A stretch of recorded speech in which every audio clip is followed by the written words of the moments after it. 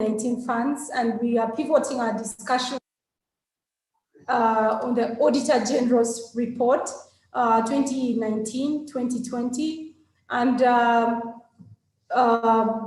it's again transparency, accountability issues that we are discussing in this particular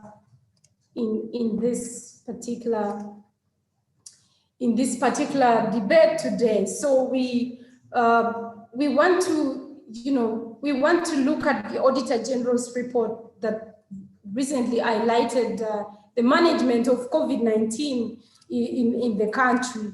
And so first of all, I have a couple of experts here. Like I said, others are going to join along the way. I want to recognize the two experts who will be, discussing, unpacking the findings that were released by the Auditor General's report. One of them is the journalist, investigative journalist, Solomon Serwanja, who is also the executive director of African Institute for Investigative Journalism, and also Mr. Peter Echeru. I've known him way back, I think 3-4 years ago, in a leadership training by Uganda Youth Network, I think.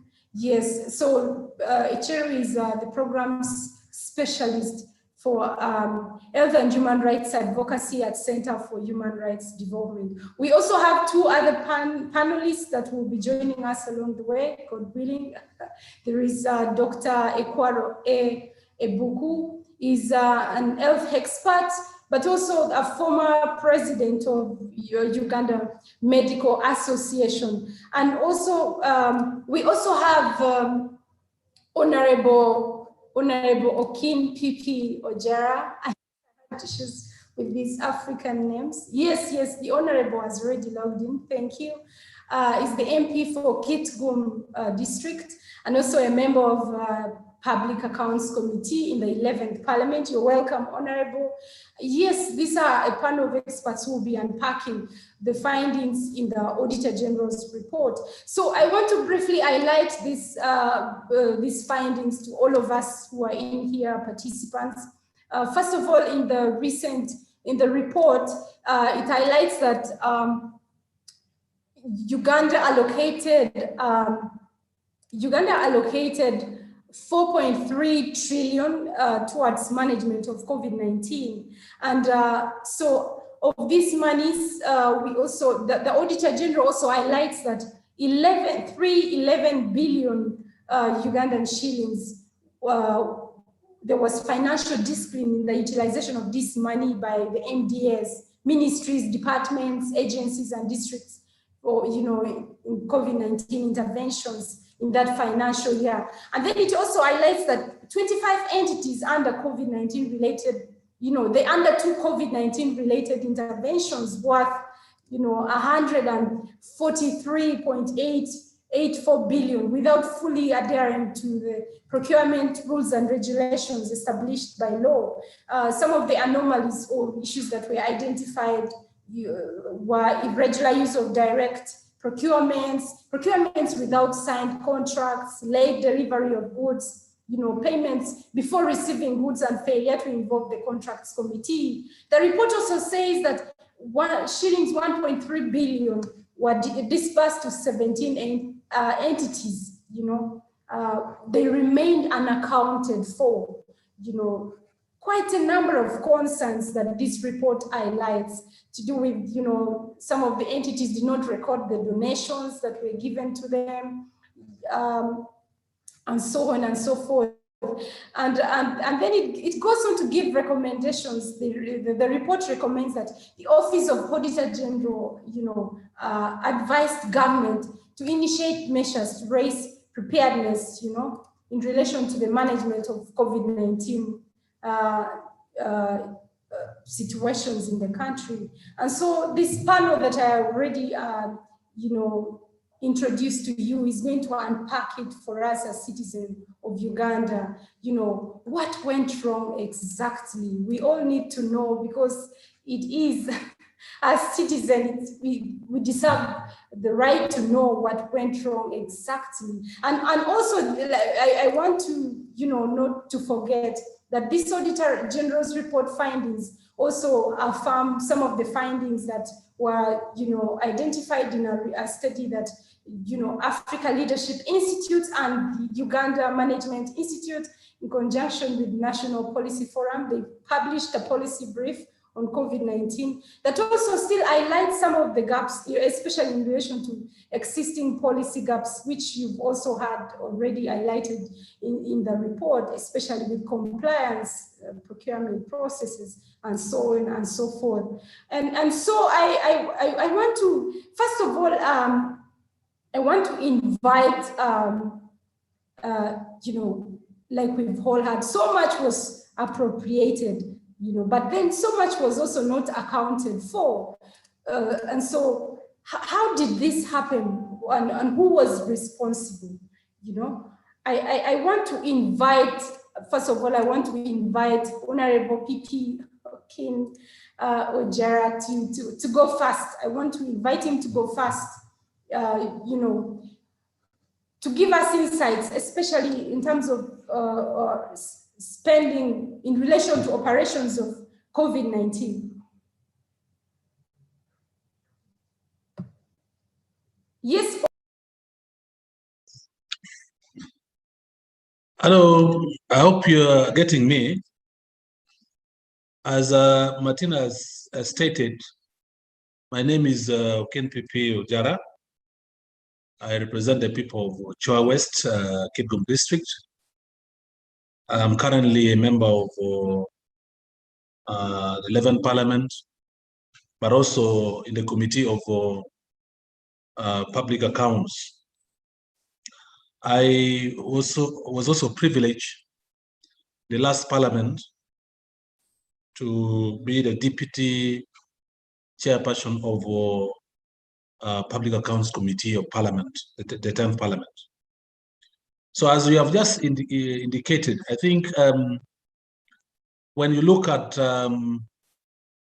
the Auditor General report in regards to the subject matter, it is important for us to highlight first and foremost the role of Parliament in trying to create checks and balance, especially as far as the government expenditure is concerned.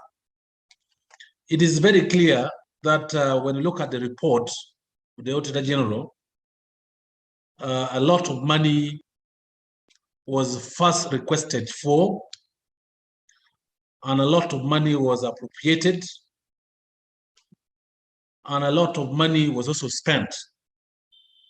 And as we indicated, first and foremost, in the financial year under audit, 311 billion was disbursed to the ministries, as you rightly put it.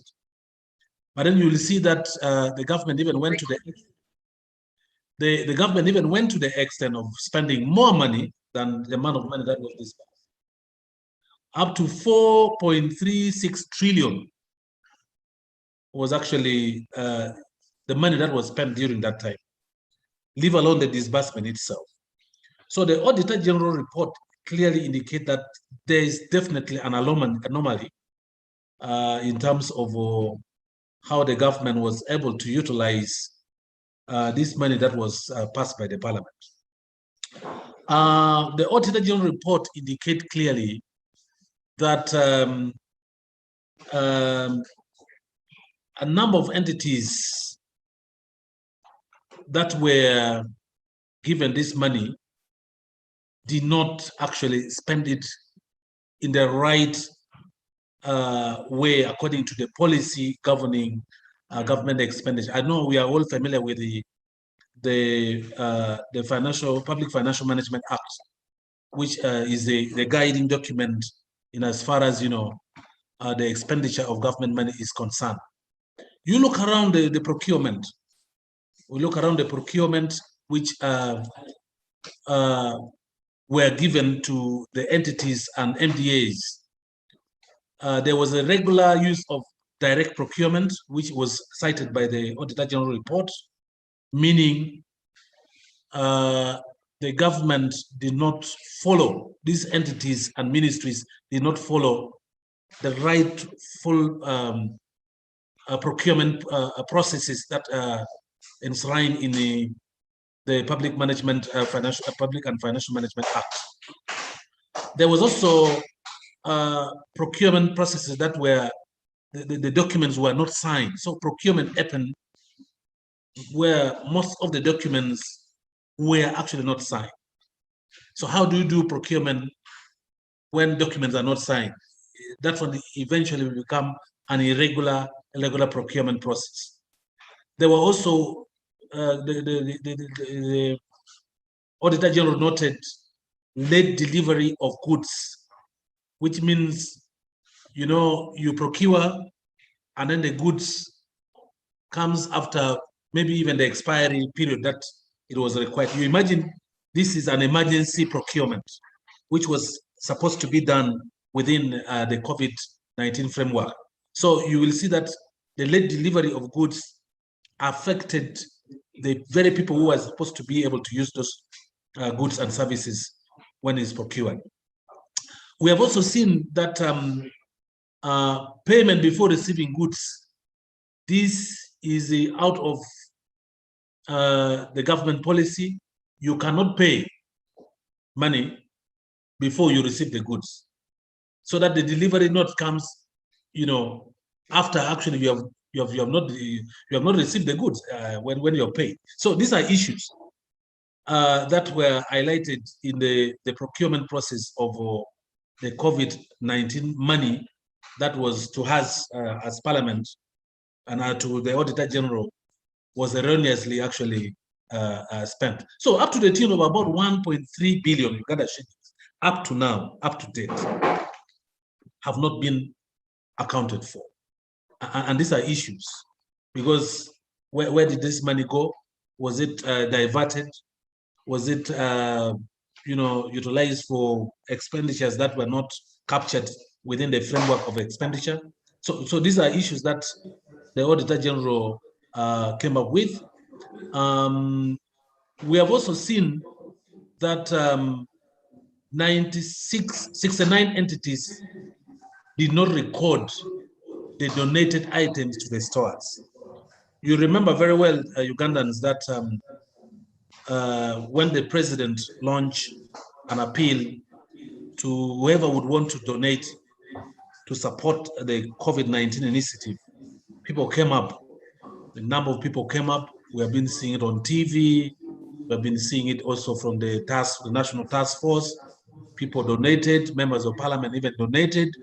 I remember in the 10th Parliament, the 20 million that was given to the members of Parliament. Most of the members of Parliament, especially on an NRM side, decided to donate to the National Task Force, the 20 million. So it was up to almost a tune of 24 point something billion that was donated, and this was not captured anywhere.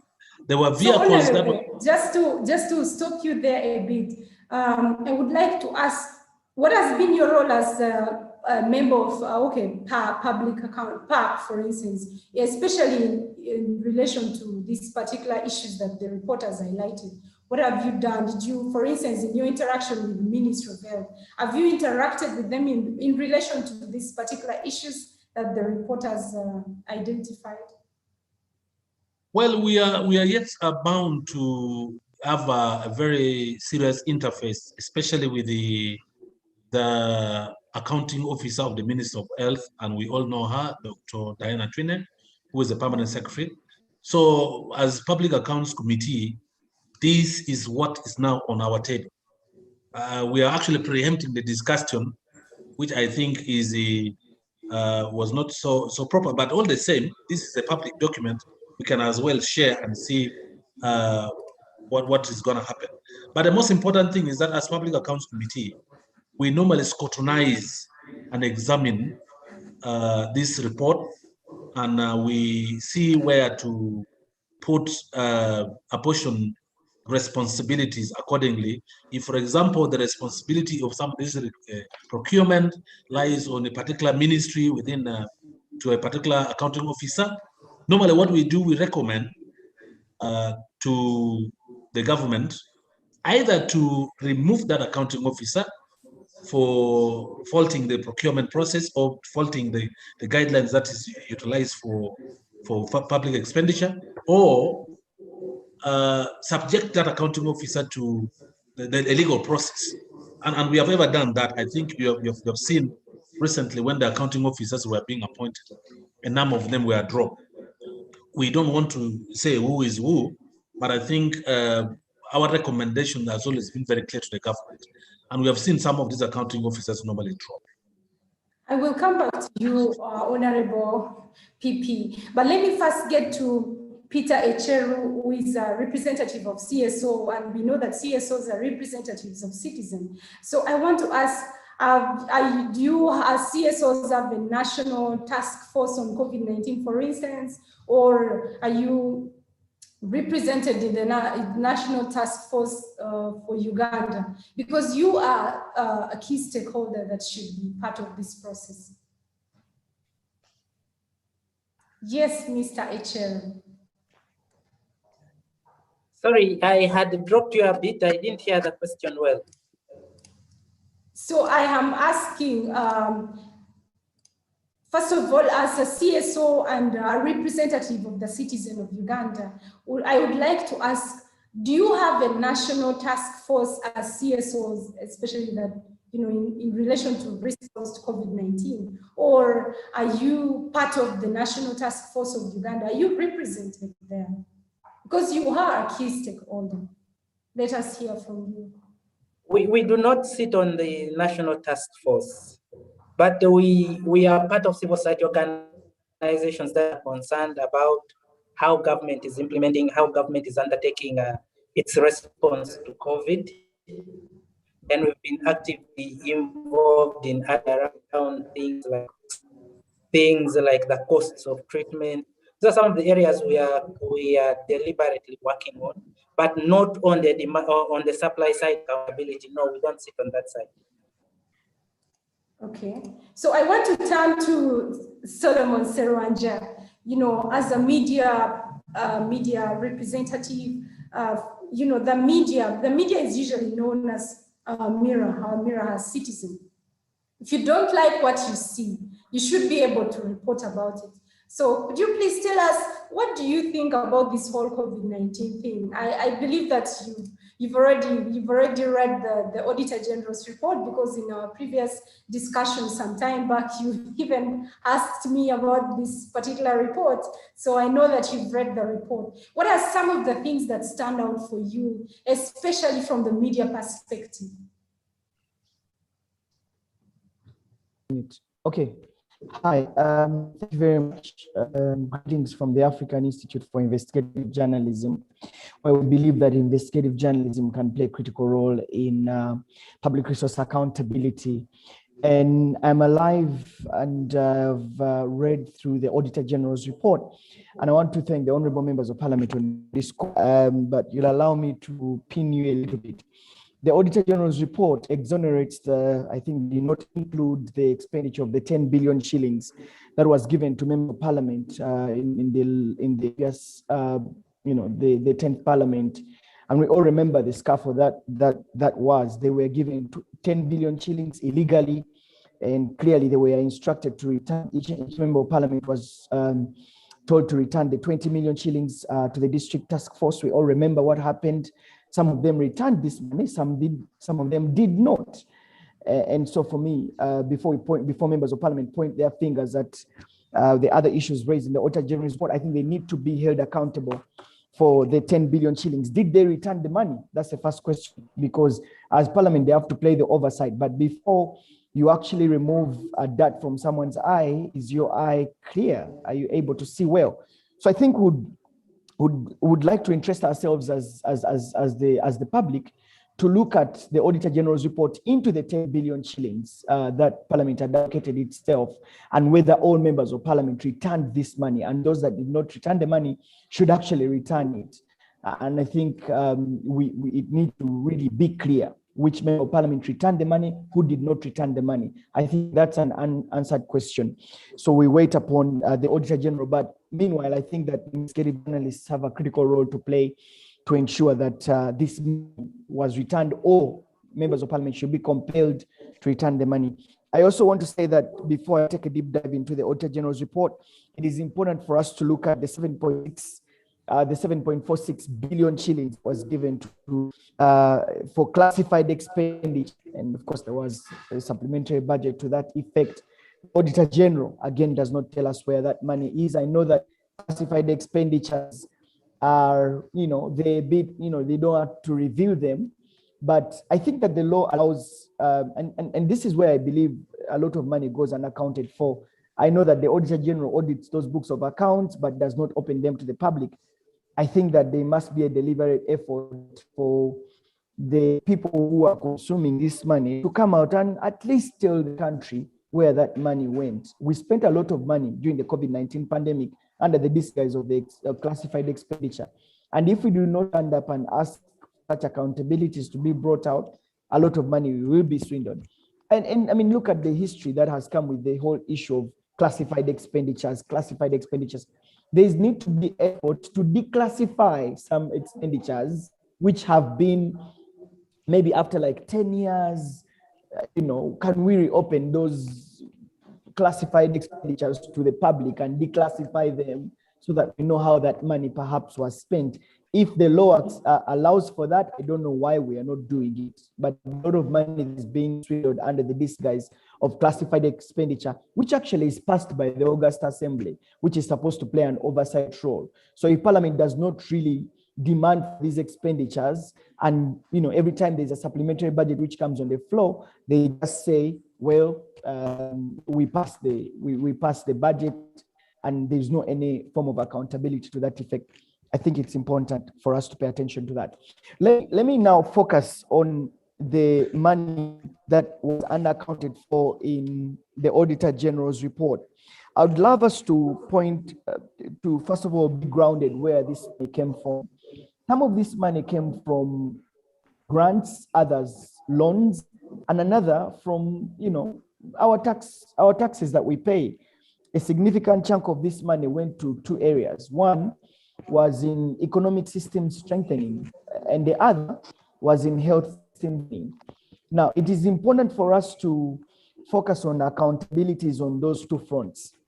And I'm alive to the fact that money was given to government, and that money, I can break it down. I mean, the numbers, people easily get bored with the numbers. So I'd interest you to look into the breakdown of these funds. But I wanted to focus our attention to where we get money from, so that we understand that if there is no full accountability for these resources, what it means for us as a country, what it means for us as a people, and how far we will go to pay this money back. So I want to tell you that the World Bank in itself, we got money from the World Bank, we got money from the International Monetary Fund, we got money from the European Union, we got money from the Africa Development Bank. Now, that's money, for example, money from the IMF that we have to pay back. The World Bank, that's money we have to pay back from the World Bank, right? We also got money from the donations that the Member of Parliament was speaking to. So it is important for us to understand that we borrow this money, and ultimately we are going to pay for it. Our debt today has grown to about 51.9. We borrowed heavily. A lot of the expenditure that we had in the COVID-19 response plan was borrowed money. We all know that. Ultimately, we'll have to pay for it. Any issues of accountability that are not detailed, it means that we are going to pay for the money. If you just give me one more minute to conclude my submission. I think that we are all concerned that Auditor General can raise such pertinent issues in his report, and there is no deliberate effort from the executive to actually bring people to account. We have just borrowed an extra $1 billion from the IMF. This is money that is also going to go for accountability. So are we seeing deliberate effort by the executive to put people account for this money that has been accounted for? What lessons do we draw? What is the role of Parliament? Even before it comes to the role of the journalists, yes, we've seen interesting investigations done. NTV has been running a series of investigations. NBS has been running a series of investigations. But what happens after this investigation run? Do we say deliberate effort from the state, from the executive, from the IGG, right? From the anti-corruption court, from everyone who is concerned to actually see that this is not just a closed chapter? Because I can tell you, if nothing is done, this report is just going to add on the pile of reports that the Auditor General has actually produced. Martha. Thank you so much, Solomon, for that elaborate take. So that's why we have Honorable PP Okinoja here, a representative of Great Parliament of Uganda, and also consideraries from the Public Accounts Committee. I know that some of the issues that are going to be heard out here, you will take on to, and place them before the committee and the National Task Force. And so right now, I want to, first of all, recognize the presence of the other guest, Dr. Ekwaro Obuku. I would like to invite you, Doctor, to say something about, in relation to this report, being a representative of the medical fraternity and also a member of this particular fraternity. What is your take on this particular report? Just briefly.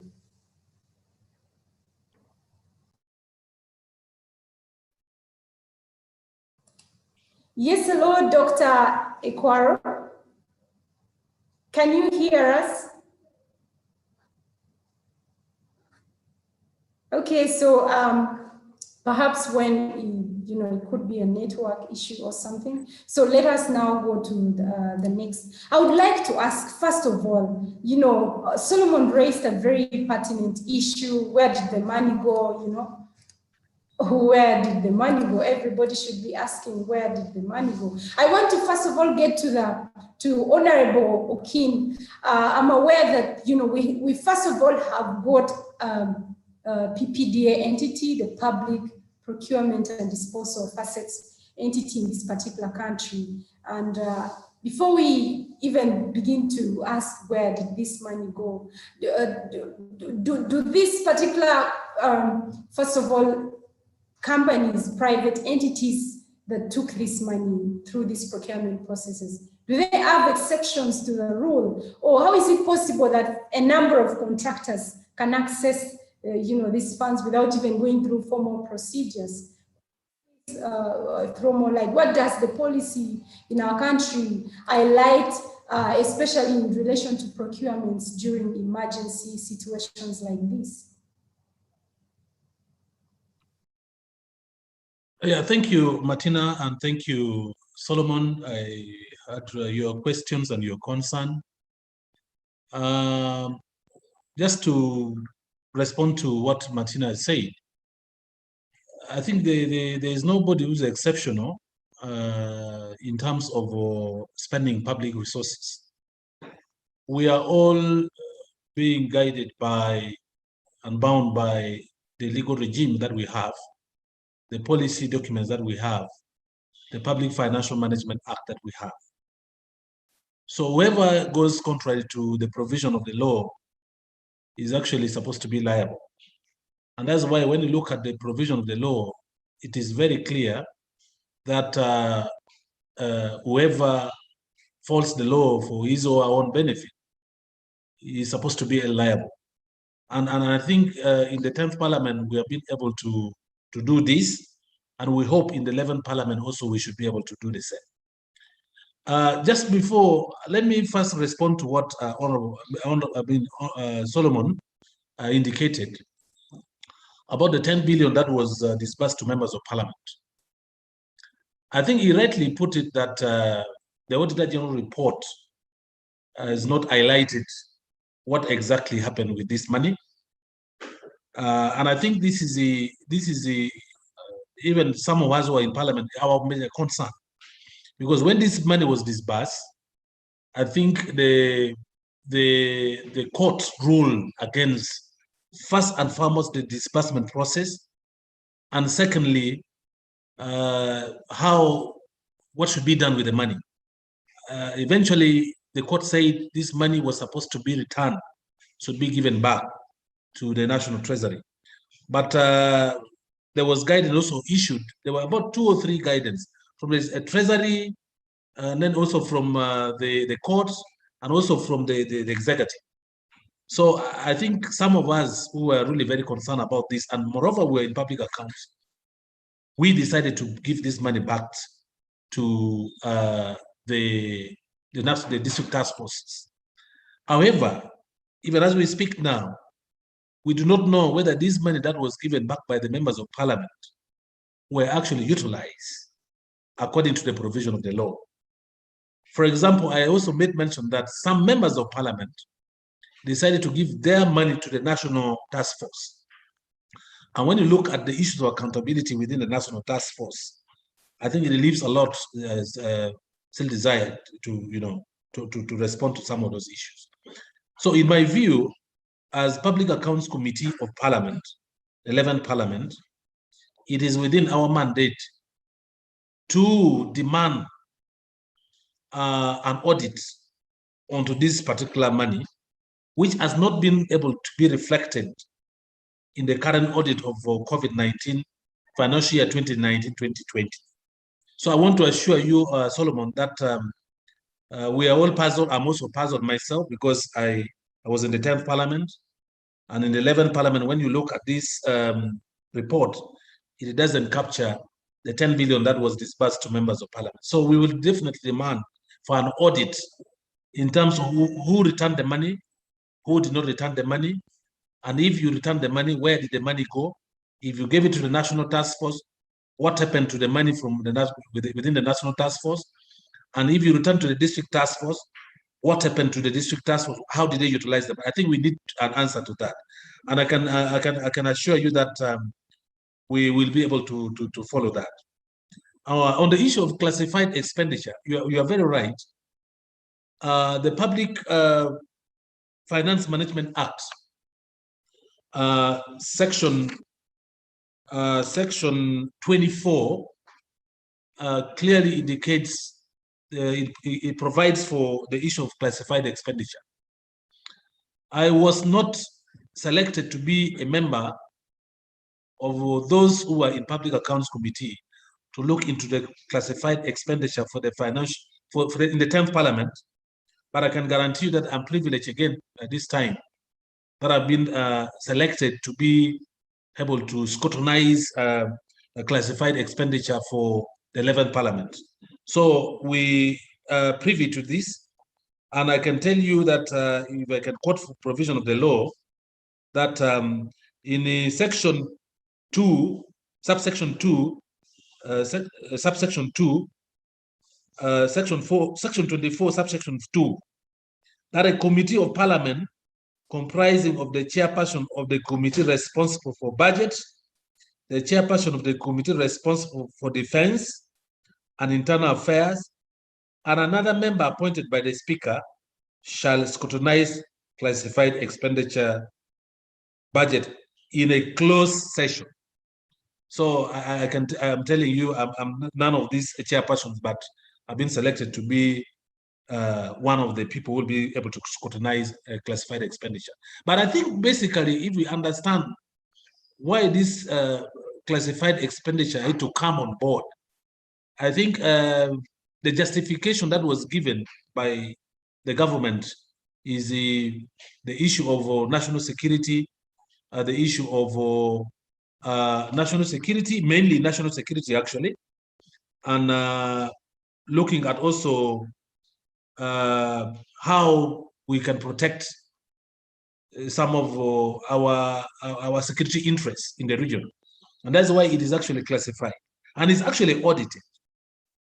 And this team, which I've just read, will be able to scrutinize this expenditure and give recommendations accordingly to the government how this really is being, the money is being spent. But basically, the provision doesn't give us, as the members of the public, to be able to understand to know how this money is spent because of our national security issue. So for me, I will also comment and it will stop there, that because of the national security issue, this money is provided for. We only know the amount. The public has known the amount, as you have indicated, but how this money is spent, I think even me, who belongs to that committee, will not be able to, delve into much because of the issue of our security.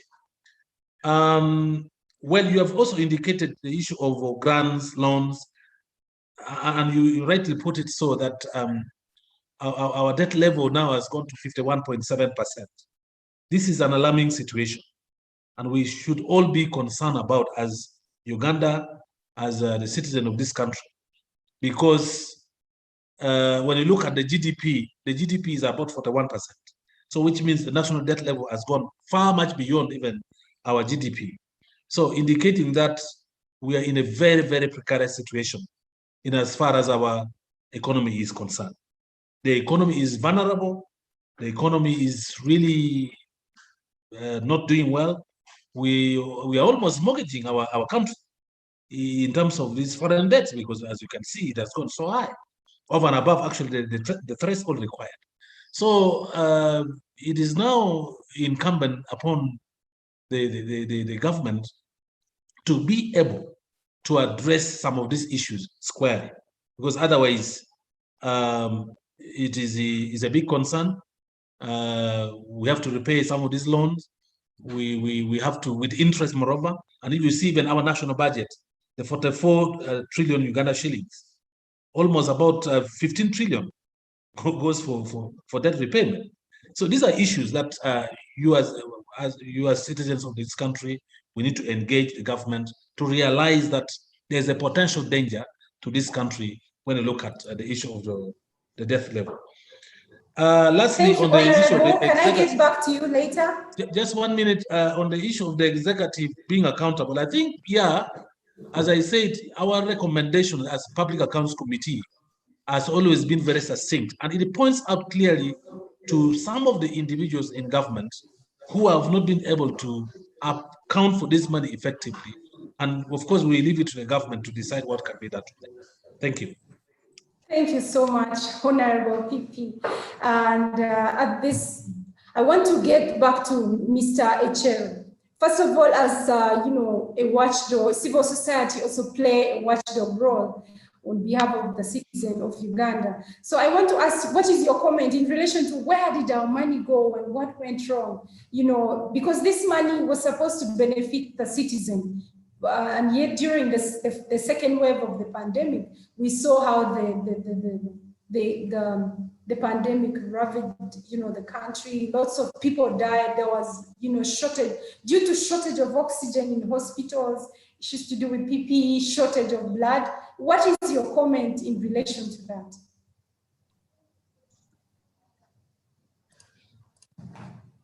Thank you very much, Martina. Good afternoon, everybody on the panel. Solomon had indicated about lessons. What lessons do we learn? And I can assure you that as a country, we never learned lessons. If you look at all the previous emergencies we've had in this country, they just become an opportunity for people to make money out of an emergency. You've just recently seen about the locusts, and it has been the same story. Emergency, abuse of procurement processes, the same complaints that we raise every time. And so I think this one should be a special case. But I want to indicate to you that response to health emergencies is an extremely complex issue. And the moment you don't manage it well, you're in trouble. Because in emergency, you must win the trust of the people you're trying to protect. And the moment you lose that trust, then you'll have a challenge. Sometime last year, the UN Secretary General, while commenting about COVID, said that this is the time when governments must be as accountable and transparent as they have never been before.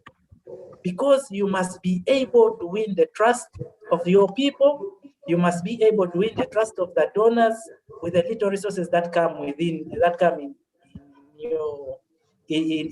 your areas of work. Unfortunately, it seems for us as a country that has not been very important.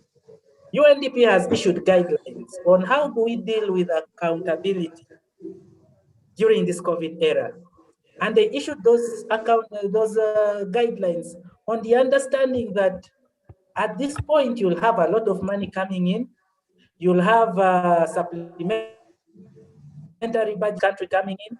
And so countries must be able to ensure that they utilize the money well, but also retain the confidence of the people.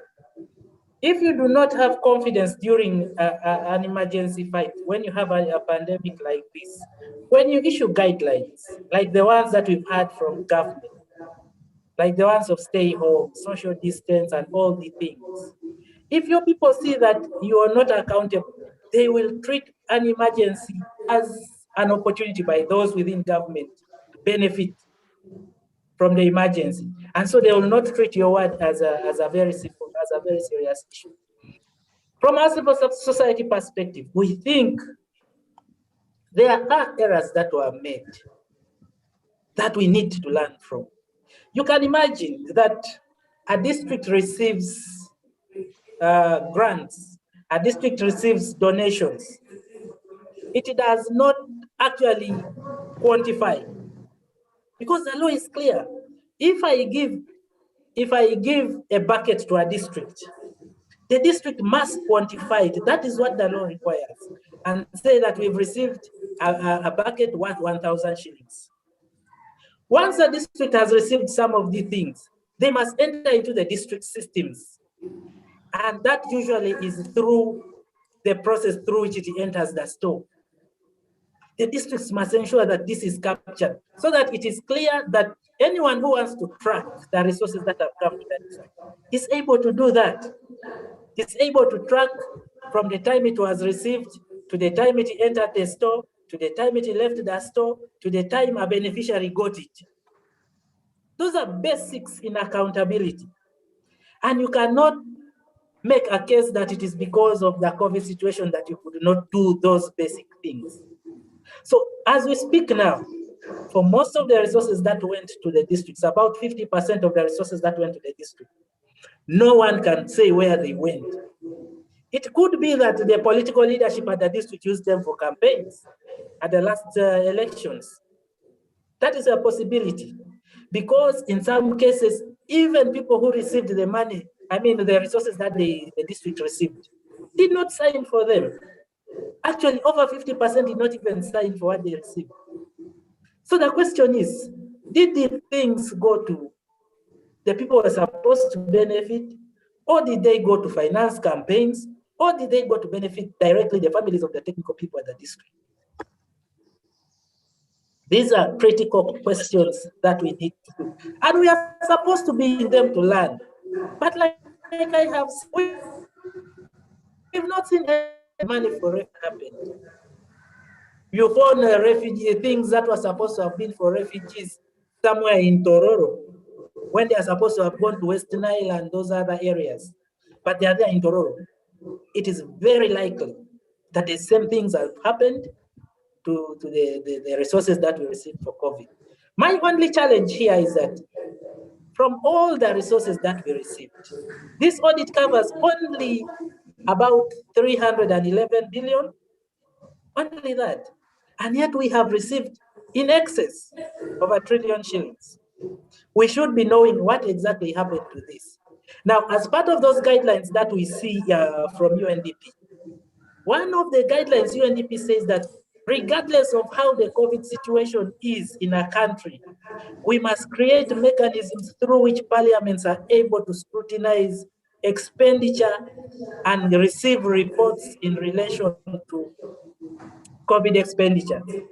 It is emphatic, and it says parliaments must continue to exercise oversight regardless of what the situation is. Whether it is through Zoom or physical meetings, parliaments must continue to sit and receive accountability. Now, what Solomon raises comes in here. That you see, when you want to hold someone to account, you must sit at a higher pedestal. You must be having a higher level of integrity to question the other person. Now, if you also have received some of this COVID money, you will ultimately have no more authority to question. You'll have lost some of this credibility to ask the hard questions. They will tell you, but you also received it. And so that's why it's important that going forward, we still have COVID here. We could be seeing the third wave hitting hard. It is important for Parliament to shield itself from this abuse. Because whoever will send you the money will also know that we'll also receive some, and this person who has received the money cannot hold us to account. So Parliament needs to step up its game and make sure that it is clear that it does not touch this money, so that it has the moral authority to question those who received the money from government. So in terms of the question, Martina, you asked, where is the money? Even Auditor General doesn't know where the money is. And no one of us will know, because people did not sign for this money. It was just standing there, you take photos for receiving with the person who has donated, and that is it. Where it went after that is not clear. So in terms of dealing with this pandemic and going forward, maybe we have the next phase of this pandemic. We need to go back. Just in a few seconds, Peter, you could wrap it up. I'll get back to you. So what I'm saying is that going forward, I think Parliament now needs to ask government, going forward, if districts are receiving money, how are they going to account for this money? If they receive donations in kind, how are they going to ensure that the district formally receives this and ensures that they get into their store, and that when they get out of the store, we eventually know who the beneficiaries of this are? Because I can assure you, if Parliament goes to these districts to look for beneficiaries, they will actually also not find where the money went. So we need this clearly implemented. Just a minute. The PSST, the principal secretary, had actually communicated to local governments in writing on how to manage this money. Surprisingly, local governments chose, not just governments, local governments and the other MDAs, chose to just ignore the directives from the PSST. The directives were very clear on how you receive, on how you account, on how you're supposed to do evaluation of all the in-kind donations. They just put them aside and did things as they wanted. So we don't know where the money is. Thank you so much, Peter. So I want to get back to Solomon Seranja, but please, maybe before that, I want to ask again, is Dr. Ekwaro already in? Can you hear me, Dr. Ekwaro? We want to give... Yes, I have been following. I have been following. Oh my God, but, sorry. So I will hear from you. Of course, now.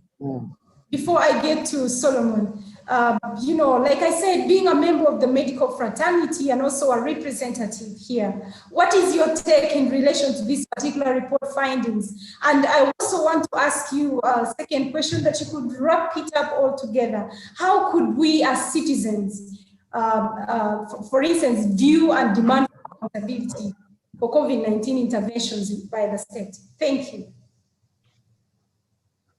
Thank you very much, Martha. Can you hear me clearly? Yes, I can hear Wonderful. you. The rest can Wonderful. hear you. So I would like to address three things. The first one really is what constitutes accountability, and then accountability to who, and then moving forward, all lessons learned. When I read that report, I did not see what I was looking for from the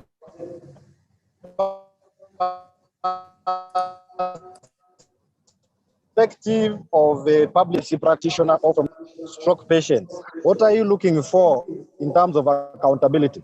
Dr. Ian Clark recently, not so long ago, wrote an article, an editorial in the New Vision saying that in Uganda, people with offices don't solve problems, they follow procedures. So when I looked at that paper, I thought of the same. That actually, we are following procedures. We are looking at how, to what extent did the MDAs, ministries, departments, and agencies of government follow procedures rather than did the intended objective in terms of solving a particular problem, controlling COVID-19 met? And the answer is no. Because when the next wave came, all those things we have been doing became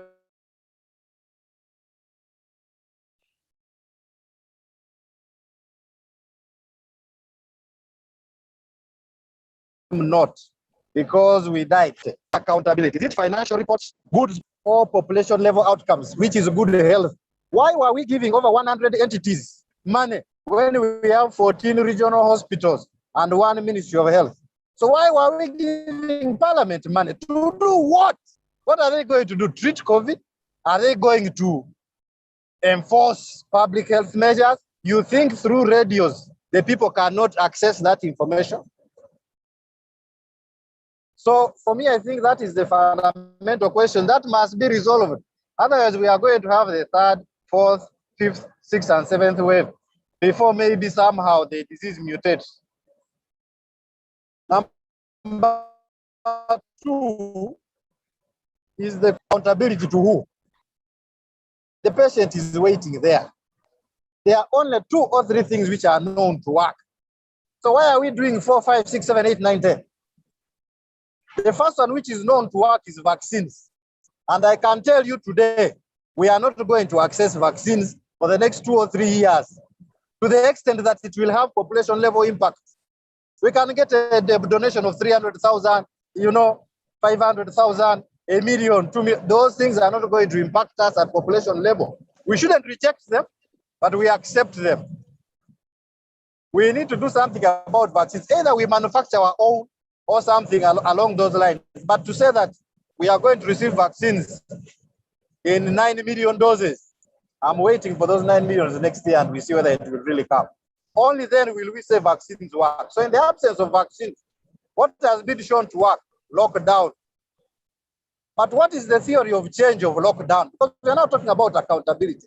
When we said we are locking it down, we said we are preparing to open up, to go back to normal. So we lock down, we purchase sufficient beds, we hire a sufficient number of human capital. I'm not even talking about doctors, nurses. We prepare so that when we open up, because when we open up, the disease is going to come in full force. Okay? What did the citizens receive? No oxygen. People are dying in lines. Not enough nurses to turn patients. Patients were dying because they couldn't receive good nursing care. With all your money, you cannot go abroad. You can't buy oxygen and all those kinds of things. You cannot employ a doctor in your house. And accountability beyond that auditor report, which was in 2020, December. Has anything changed to date?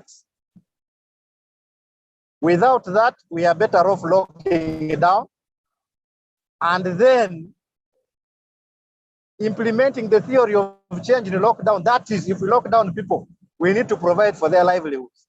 Otherwise, as soon as we open up, which is irresponsible and lack of accountability, we are still going to see the same thing happening unless the virus somehow mutates and stops affecting humans. But if the current strain, the Delta strain, persists and survives, accountability will mean that yes, we open up, but the reasons for which we locked down must have been attained. Okay? The reasons must have been addressed, the objectives must have been met. When I asked a fellow in ICU Mulago, are there ICU beds? The guy said, yes, this is an anesthesiologist or critical care physician. He said, there are now beds. I said, are there beds because patients have reduced All the original 27 have become like 40 or 50. He said, by the way, the 27 have not increased the ICU beds. So your answer is as good as mine as a potential patient. You know, sometimes when we talk about these things, we should be angry because tomorrow we are going to go there as a patient. This COVID sometimes is transmitted in ways we don't understand. Parliament received money of vehicles. So when we are talking about accountability, what accountability is that? Okay, you will drive your Prado to Mulago when you have got the condition and there is no ICU bed. Wouldn't that wait? That to me is accountability. The commissioners of parliament who are not accountable to the people they represent when they can still continue with that budget line instead of diverting that item to address the critical needs. This COVID had disappeared in February, March, and we almost thought that actually there was no need to continue to purchase anything and invest in it. But that is a trick of the pandemic. It goes and comes, goes and comes, goes and comes. It now appears to have gone. And as soon as we open, I understand we are going to open, it is going to come back. So to me, the paper accountability, yes, we meet a procedure, a procedural requirement, but we do not meet the accountability to the population as leaders in the parliament, in the executive, even in the hospitals. I just looked at a diagram in a tweet sent showing the process of making oxygen. I have gone to Uganda Oxygen before 2-3 times to pick oxygen for relatives who are unwell. And the process is so simple. We have been teaching chemistry in O level, A level, and even university. Where are these people who are supposed to produce oxygen as government employed them? Why are we suffering and saying we must award a contract to a company in Turkey to come and fix our own terms of the education system, the public service in terms of hiring biomedical engineers to work on our oxygen, and also the people who give out the contract abroad to make oxygen, and we have to fly them in here. So what are the lessons learned, and how can citizens demand? Citizens must join our organized groups. As doctors, I saw the press conference today. We have said we have given public service and the Ministry of Finance and Health and even the State House an ultimatum that we are going to organize ourselves if they cannot organize, so that we speak on behalf of the patient, but also our colleagues who have died in the line of duty. Where is accountability in the parliament when we can tax the risk allowance for nurses and doctors and all those healthcare professionals on the front line? Have you heard of soldiers who go to the war front and their salary is taxed? Because this is a war. It has killed over 2,500 Ugandans on record. Have they taxed the 200 million shillings per MP? Have they taxed it? Why do you demotivate the people who are saving our lives? Those are my 3 submissions, and I hope that citizens can organize themselves through civil society. Thank you so much, Dr. Ekwaro, for your deliberation. I want to get back to Solomon. Right now, we cannot gather because it just sometimes would be demonstrating and matching this. Thank you, Doctor, for your submissions. I want to now invite Solomon Seranja again. You hinted on the role the media has been playing. I want you to highlight again anything else you've left, especially in terms of what role has the media done in bringing this issue out, for instance, and what are some of the responses from citizens that you've had?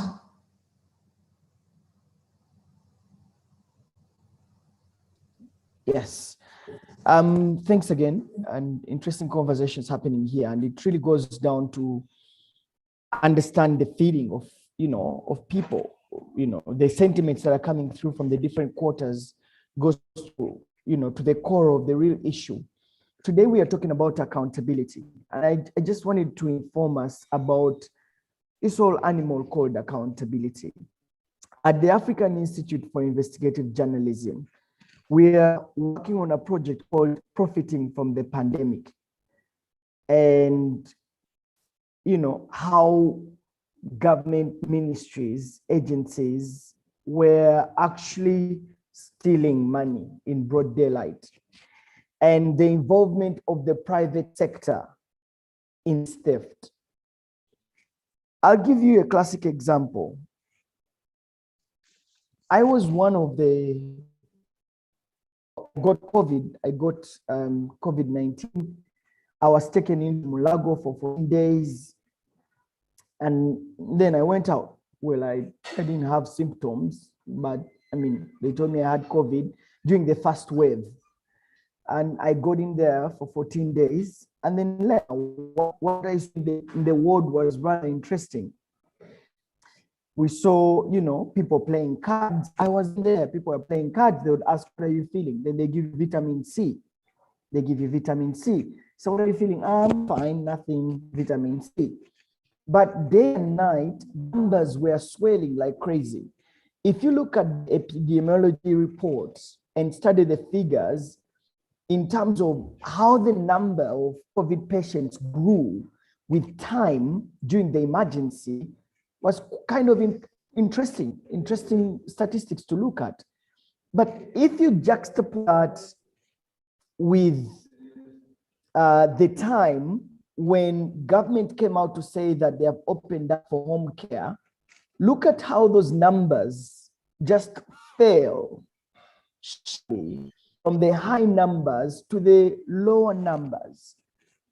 So the question then became, the president in some of his speeches hinted on the false positives that were declared by the Minister of Health, and was angry. He actually said about 600 false positives.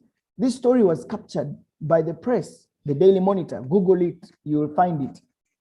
And so we had cases of false positives that spent time in hospitals, and government was spending on them. Let me break it down. Government contracted a company to provide food to all COVID-19 centers. This is what is interesting with those procurements. It was one company that supplied food from Karamoja to Kisoro. One company. It's interesting because the report goes down to detail it, and the Ministry of Finance report goes down to detail it, that in instances, these people were charging government 105,000 shillings for food per person per day. Let me say that again. If you look at the Auditor General's report and the Minister of Finance report, audit report, it states that this company, for example, the people were put under quarantine at Grand Global Hotel, were charged, according to the books of accounts that the Auditor General audited, 105,000 shillings per person per day. Now, in Mulago, they were charging, I think it's in Arua. This same company was charging 65,000 shillings per person per day. There are two anomalies here. One, that you contract one company, Best Central, to provide food to all quarantine centers from Arua to Entebbe. Two, that this company can actually charge 100,000 per person per day. What does that mean? If you just calculate that you are spending, and that's during the first wave, we've not yet got to the second wave where we had the cases which were really serious. Now we all remember what happened in the first wave of, the videos that were letting online, people playing cards, dancing, and all that. If we are spending, for example, 100,000 on one person on meals alone per day, it means that you multiply 100,000 times the number of people who are in that particular quarantine center times 14 days, right? Now, I was inside the quarantine center for 14 days in Mulago. Let me tell you what to eat. We used to have a donut and porridge for breakfast, sometimes an egg. We used to have meat, rice in a silver plate. You know the silver plates that I'm talking about. Sometimes they would give us water. Dinner would come, sometimes you'd have, rice and ginat, sometimes beans, sometimes meat with a bottle of water. I don't know how you can say that you can price that at 65,000 or 100,000 per person per day. Let's give it plus minus 10K for that food, for two, lunch and dinner, that's 20,000. Plus 5K, that's 25,000. But you're costing the food at 65,000, and some places you're costing it at 105,000. Think about that for a moment. And so, how did these people begin to steal money? This is what they did. They contracted firms who inflated prices, who eventually, when you look at the Auditor General's report, because, for example, the contract that was signed between that service provider and government was saying that each person was spent on 25,000, and that's 10,000 for lunch, 10,000 for dinner, 5,000 for breakfast. What does that mean? It means that the private sector was part of the system to actually steal money during the pandemic through colluding with people in places of power. And when we are talking about accountability being Ugandans, we need to dig deeper beyond the auditor report. We need to start to examine. NTV published a story last week about masks. Who was contracted to produce masks? I saw a story saying Silk Events. Now, Silk Events, when did you start doing masks? So Silk Events is an events company. It was given a consultancy to start producing masks. Kampala Capital City Authority was given 6 billion to start producing masks. If you go down, investigate where this 6 billion went, they say that they gave it to women organizations to actually empower them amidst the panic to come up with masks. Where did these women really receive them? Can we pay particular attention to the time detail in these COVID expenditures to look beyond the Auditor General's report? Because the Auditor General's report does not get to the detail of it. If Kampala Capital City Authority received 6 billion shillings to produce masks, how many women organizations got money? Right? So I think that the Public Accounts Committee of Parliament need to beyond just looking and visiting the hospitals. I think that they need to put their foot down, investigate these issues to the tiniest detail. Because if we do not put in place a stringent accountability measure to safeguard public resources against being stolen, then I think we are going in a very, very wrong direction. It is very disturbing that within, and what is most it just disturbs me, that amidst the pandemic, people look at it as a measure to steal. For heaven's sake, doctors in Mulago working on elsewhere inside, they are crying. Some of them would come to my room and say, we have not been paid our allowances. We have not received our risk allowances. We will not come to the work tomorrow because we don't have PPEs, because we have not received our allowances. How many times have we published this in the press? Right? That. Solomon, can you wrap it up? Like, I'm wrapping it out. I think that it is, the issue of accountability.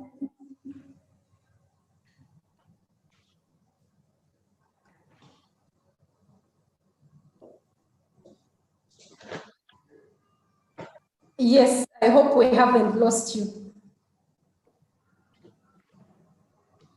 Yes, hello. Solomon, can you hear us? Yeah, sorry. Let me wrap it up. So I'll just in a minute. Kindly wrap it up in a minute. Yeah. 3 things for me moving forward. One, I know that Honorable P.P. Okin has said that, as the Parliamentary Accounts Committee, they're going to investigate these issues and present a report before the floor of Parliament. I think that Parliament needs to go on waiting on the executive to actually bring people to account. Parliament has the power to stop any more borrowing. The Minister of Finance comes on the floor, permission to borrow. And because the August Assembly doesn't have safety measures and they just put it to the August Assembly, the ayes have it, and then permission granted to borrow more. I think that there should be a great effort, and Parliament has the power to weigh in on some, put the executive on the spot. We've seen it happen before, where you've refused to pass budgets because something has not been done. Let us see a Parliament that is going to put the executive on the spot to provide accountability and to bring people to be punished for embezzling public resources. I so submit. Thank you. Thank you so much, Solomon, for your submission. First of all, you raised a number of pertinent issues. I want to first of all refer to 2 of them, which is, the corruption often also happens between the interface with private and public, and also other members have highlighted, the exorbitant prices that were charged by private entities, healthcare providers during the COVID-19 pandemic, where we saw so many people lose their lives. So I want to ask Honorable Minister, first of all, is it within the law? How does someone even get to be charged a lot of money, millions of money within a week, for instance? Is it within the law or not? What needs to be done? For instance, especially as a member of PAC, is there a committee in Parliament that interacts with public regulators of private, providers? Have you, for instance, interacted with them as Honorable Okin? And what do they say, especially about these exorbitant prices they have been charging COVID-19 patients? Yeah, thank you very much, Martina. And I've heard what Solomon has said, and also what Dr. Kwaro has said.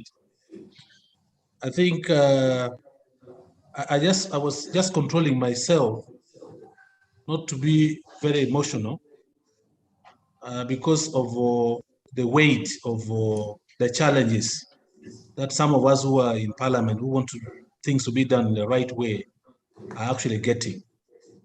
But certainly I've seen the level of the sentiments and the feelings that people have. And even some of the pop-in comments that have been coming in this discussion. But all in all, I want to appreciate whatever level of discussion and issues that we have raised. It is very clear, and they're very, very, correct issues. They're authentic, and we also know they're all authentic. But I think, we should actually go beyond what we see in terms of accountability, in terms of misappropriation of money, in terms of corruption. We should go beyond that and start focusing broad in our minds. Why is this happening time and again? Why do you have a corrupt, official at the ministry level, at the departmental level, at an agency level? why do you have this?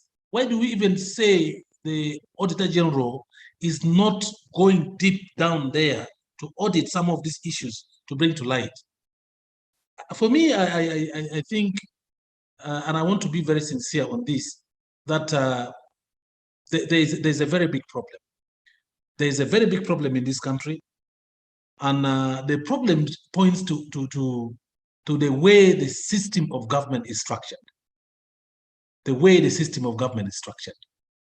I think if you have the headmaster of a school deciding on each and every dot of every action and instilling fear across the board, definitely you will never be able to do something with the confidence that you should be able to do in terms of protection, etc., etc. So these are issues that I think as citizens we need to really kind of look at. We always give a social contract to members of parliament for 5 years, to a sitting government for 5 years, to, we give a social contract. And this social contract is either to be renewed or not to be renewed. But eventually you'll find since 1995 up to now, this tendency of corruption, this tendency of unaccountability is persistent. It's really persistent. And we continue with the same lamentation. So I think we as Ugandans, we need to reawaken our potential in terms of, is this something that we really want to be done? Personally, I'm also very tired as an Honorable Member of Parliament. If I went to Kitgum, for example, you find the doctors, the nurses, things are in a standstill. And then you come and raise it 1,000 times in the House of Parliament. 1,000 times. You will raise it to the minister, you raise it to the speaker, you raise it to whoever.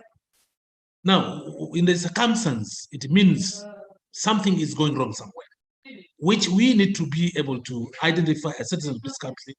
And if needs be, why don't we cause ourselves to change the entire system of governance in this country to be honest, this and overall. This is my very honest submission.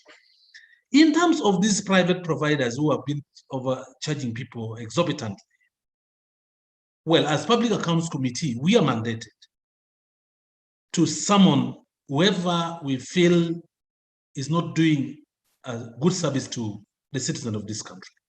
But I'm afraid we have not been able to do it yet.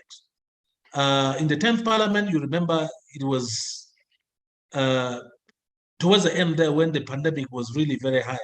Everybody was geared towards this election period, and I think people were not paying so much attention onto these private providers. Now, when we started recently, of course, the issues of these exorbitant prices that have been charged by these private providers came into light, and it was really, really, really so alarming. I remember we raised this in Parliament, but I think the responsibility per se lies with the government, because we are operating an economic system where we have given almost the entire life of our citizens to the private individual, to the private, investors. They can do anything they want to do. They can charge any prices. They can, because we do not have a system of control. We do not have a system of regulation where these private providers are supposed to be regulated. Imagine even in the education sector, you just look at the education sector, leave alone the health. You find, charges in the same kind of level is being levied in each and every different schools differently, no set standards, no regulations. You are free to do your own thing. This is the country let me take in which from there, Honorable. I'll get back to you. I want to hear from Peter Echeru. Honorable has said that there is no system, especially that, in relation to regulation of the private sector, healthcare providers, even education. I know that you are from a law background. Would like to hear, you mean there is no law that regulates, healthcare providers, for instance, in the country? Yes, Peter Echeru, I am asking it to you. Is there a law that regulates? Yes, there is certain. Hello? There is basic regulation. Can you hear me? Yes, I can hear you. Are you able to hear me? Yes, yes. I am saying there is basic regulation. But what about?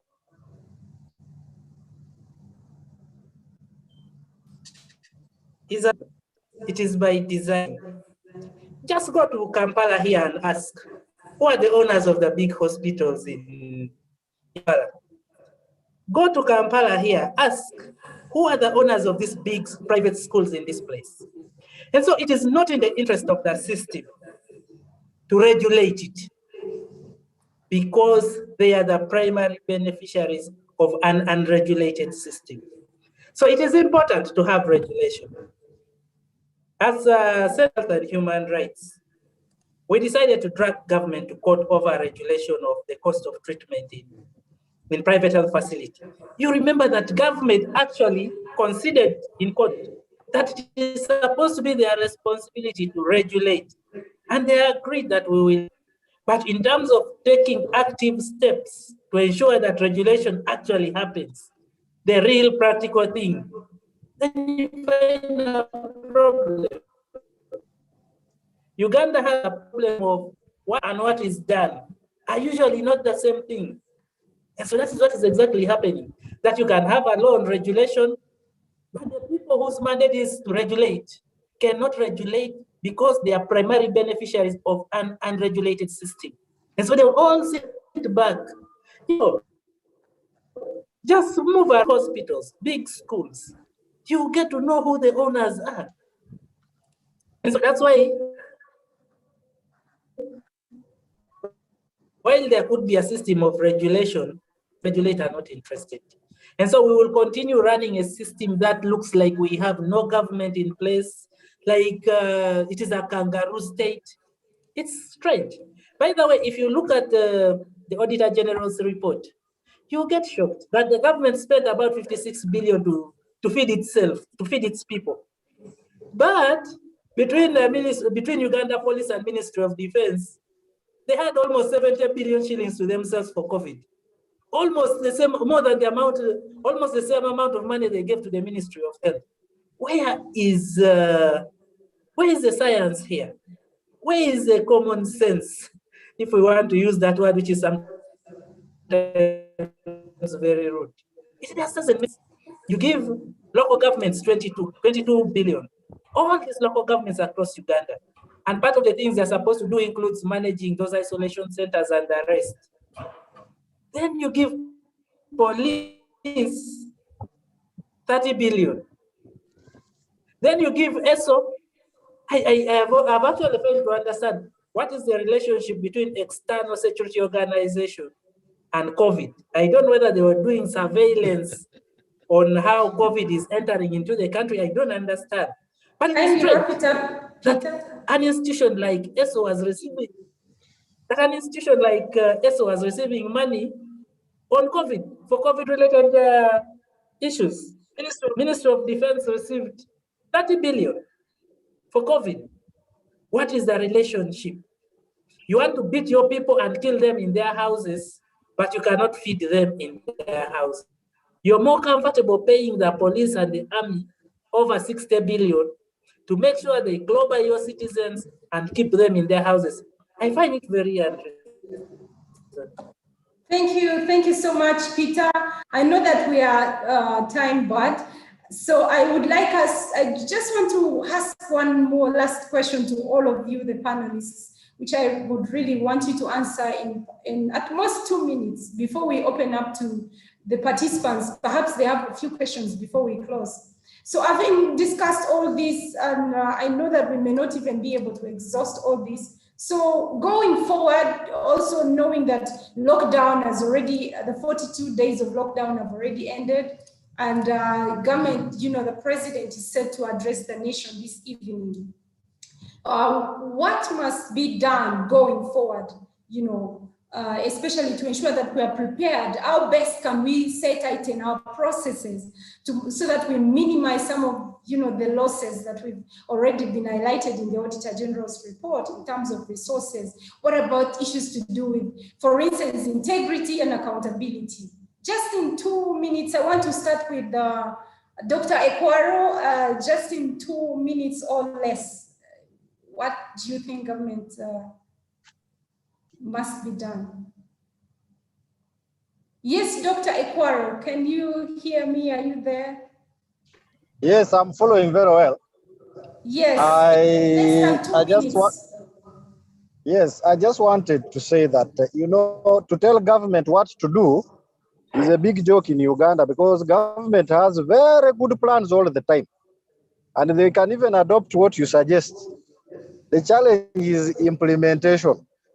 So if I would want to make a suggestion is government should crack the whip and arrest and imprison some of these officers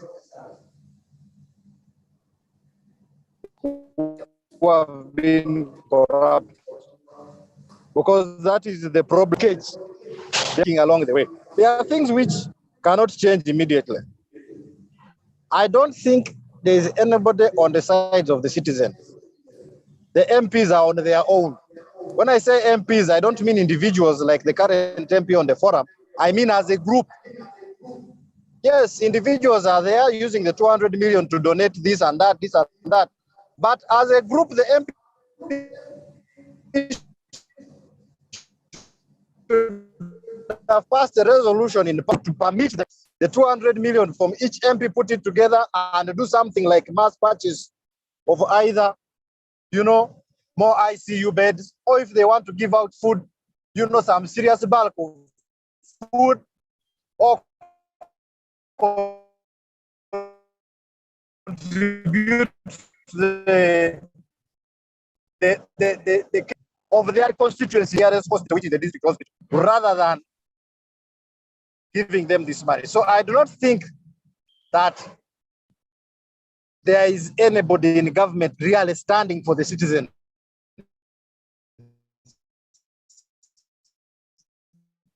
Seriously. So what do we do as citizens? Please keep yourself, nothing to do in town, know where there are crowds, do not go there. They are the people of Chikubo who must work, whether you like it or not. Those are the people who should get the vaccines first. What do you see happening? The people who have computers and they can work at home, they speak English and they can, influence decision. They say, we'll give you the vaccine first. So that is wrong. And these are some of the issues I would like to see addressed. The equity in accessing vaccines should be to those who must go out there to eat food. Many of us have government salaries, but we go there for the vaccine first and the boast around. Yet, really, we can work on our computers at home. 2, the citizens must follow SOPs. Without that, and with the absence of vaccines, as we see, we are on our own. Because we are still going to Bulago and there will be no oxygen, which is, I can tell you, it's not there. There's no magic which has happened there. Thank you, Dr. Ekwaro. I want to also give Peter Echeru 1 minute, or actually 1 minute to your recommendation, way forward. Just a brief one. Okay, for me, really, is especially the Public Accounts Committee of Parliament, now that we have a member here. I honestly think that this is the time they should spend to really rethink about accountability, COVID area. I can assure you we are in this COVID thing for a long time. It is not going to end with the opening if it happens this night. We are in this thing for a long run and more money is going to come in. We must be able to stop the thieves who profiteer from people's suffering. Parliament, I would love to see the PAC set aside most of the other work to concentrate on asking for accountability, especially for this money. It is still little money, but we need these people to begin to learn that there are consequences for misusing their offices. Thanks. Thank you so much, Peter Echeru. I want to hear from Solomon Seranja. Are you still here, Solomon? Hello? Yes, Solomon, are you there? We want to hear from you and as we close. What are your recommendations to government? Okay, so perhaps Solomon out. Yeah, perhaps we'll get back to him. So I want to get to Honorable PP Okin Ojara. Having had all the discussions, deliberations, I know that you mentioned that you got emotional. Everybody, definitely, all of us, and we appreciate that these issues are touching you, and it's very important that they touch you so that you can go again as a representative to push them forward. And so we want to hear from you in terms of your, your last word, your closing remarks that you want to, the message, perhaps in terms of what you want to tell members moving forward. Thank you. Yeah, thank you, Martina and the panelists. I think it has been just a wonderful opportunity to engage with this kind of forum. And I'd like to thank the African Institute for Development for putting me on board. But I think the most important thing here is that I would wish we Ugandans, we should come to a self-realization, and that we have a duty and a responsibility to perform in order to better the lives of our citizens. Therefore, my urge is to the government is that they should try as much as possible to do the work, the social contract that was given to them by the citizens effectively, without fear or favor. Similarly to the parliament, we always want to advocate for independence in order to execute our role effectively, to check the executive's power, and also to monitor how some of these taxpayers' money are really spent. So I think Parliament should make sure it maintains its roles and responsibility of being independent and making sure, we also carry on with the role that the Constitution has given us. As PAC, I think, Peter, I think we will try our level best, or we'll do our level best to make sure we engage, especially on this COVID money issue, which actually today, there are certain things that I really had not paid keen attention to, but today it has come to light and it has come to inform me. I think I will be a better person now in Parliament to make sure if we are talking about this COVID money or making a presentation on this issue of COVID, I think I feel more enlightened by this kind of discussion. So we'll definitely be able to pursue this to the dot, and making sure we help whoever is responsible for the accountability of this money held to book. So that's the area that I really want to comment on. But I also want to inform my good friend Ekwaro that my 200 million Uganda shillings, which I think we have received, I've already gone down on the ground to Kitgum. I actually came from Kitgum about 2 days ago. I want to make sure this money is spent to boost the agricultural production in my constituency and in Kitgum district. Because during this COVID period, there was also some element of drought, and people are going to get a lot of problems, challenges in terms of food security in my area. So I will engage this money to make sure I purchase some ox plows and oxen, and then give to the vulnerable people to be able to make them more productive. And this is the kind of little contribution that some of us can make in as far as in trying to support our people is concerned. So thank you very much for the engagement. It has been wonderful. Asante. Thank you so much, Honorable. But before you go, I want to open it up a bit in about 10 minutes to the participants. Perhaps they have a couple of questions they want to ask you and before you can go. So I want to ask at least 3 people first, just in one minute to ask questions. Yeah, so I want to request, okay, let me see. 3 people.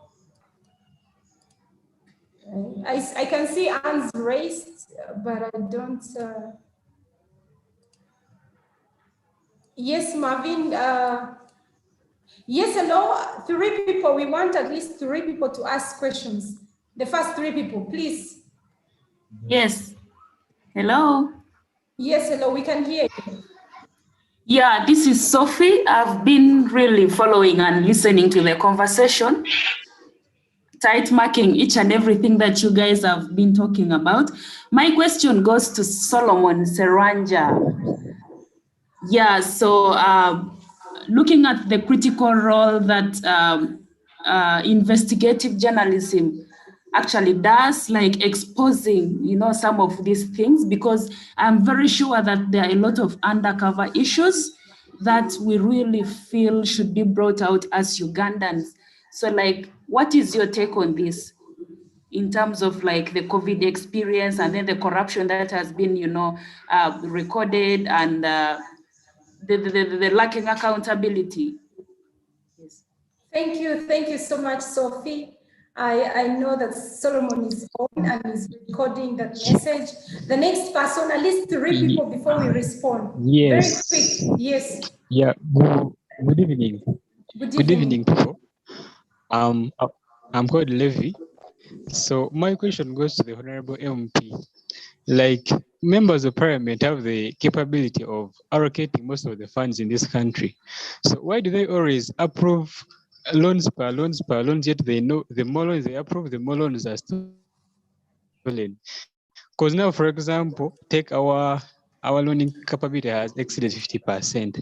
And even the more money they even borrow, they all embezzle it. So why do they always approve these loans yet they know they're not going to do anything? Because we are hurting as Ugandans to find that people don't have vaccines, then MPs fight every day. It's so hurting you people. Thank you. Thank you so much, Levi. The third person before I invite the guests to respond. Hello, good evening. Good evening. Yes, good evening. Derek and said that is going to transfer the 200 million. 200 million. Yeah, we are like if we cannot make accountability of that money, I'm asking how far does he go in taking part as following up the money that he has transferred to his constituents? Does he follow it up? And if he follows it up, does he see the efficiency that it is working on?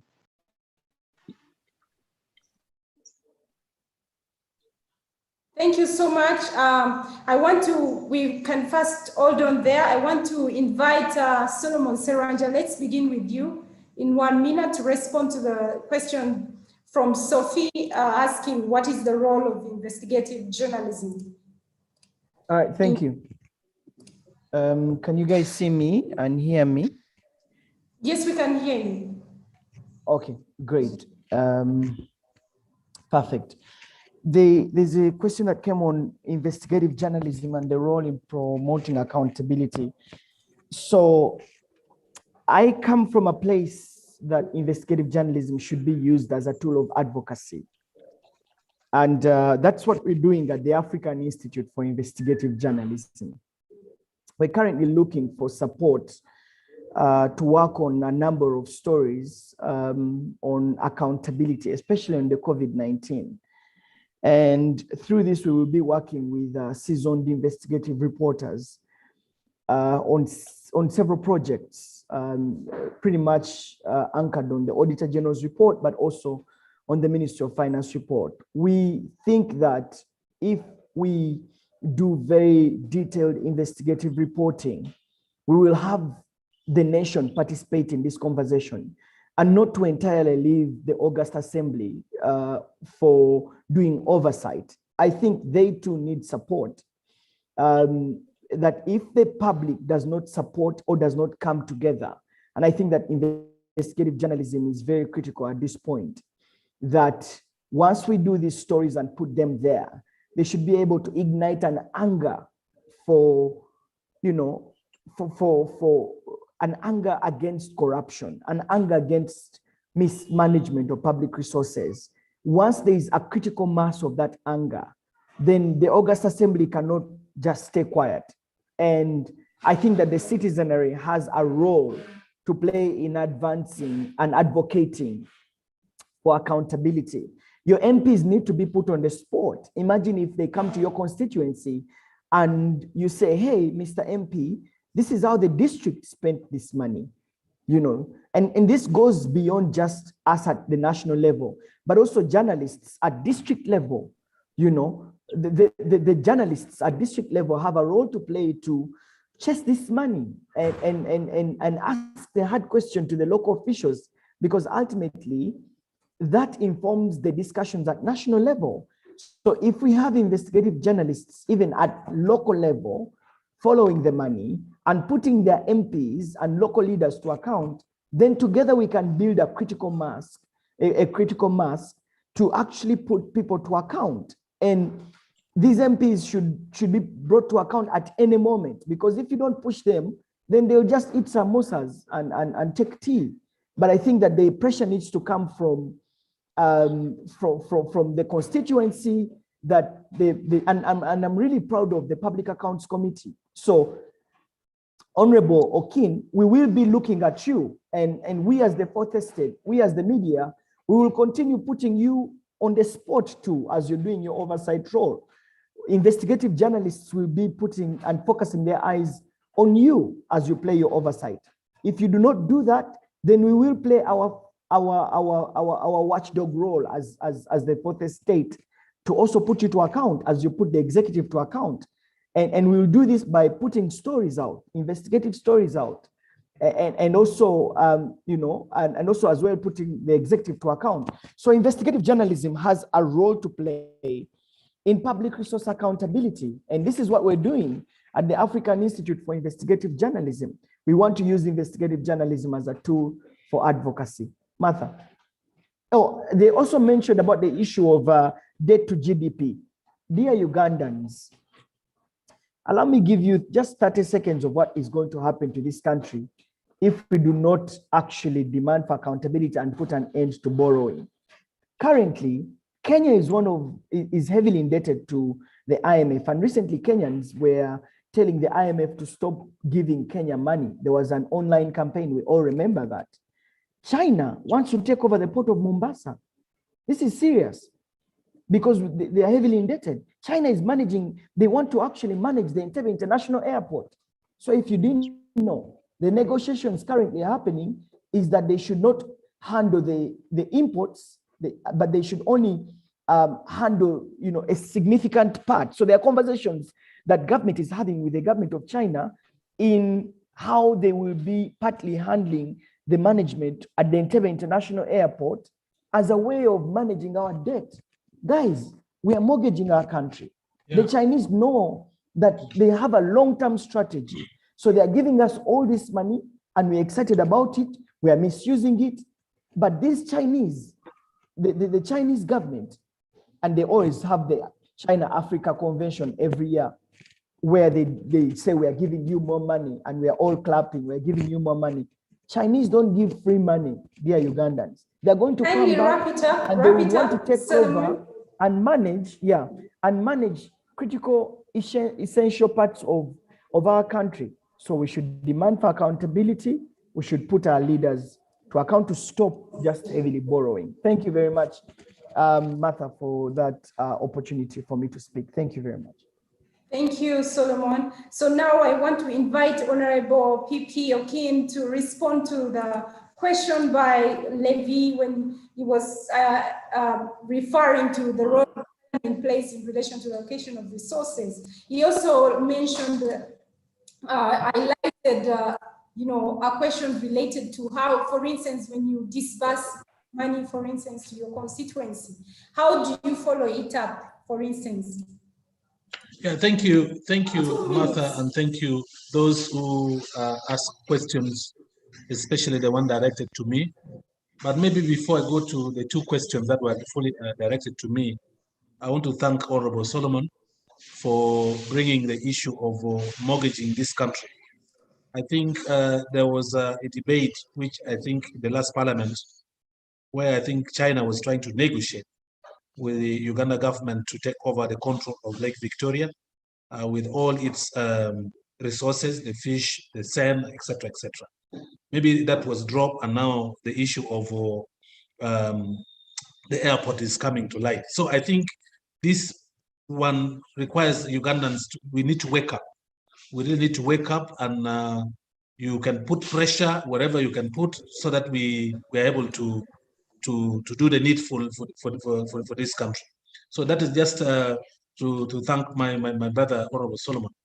Now, in terms of the transfer of this money, the 200 million I mentioned about, I think you remember this money was given for me to purchase a vehicle, but I think I still have a good condition vehicle, which I bought in the previous parliament. I don't see me buying another vehicle to add on to what I have. So basically, I will just be able to help the people whom I think I'm representing and are suffering on the ground there to make sure I boost the production and productivity level of my constituency.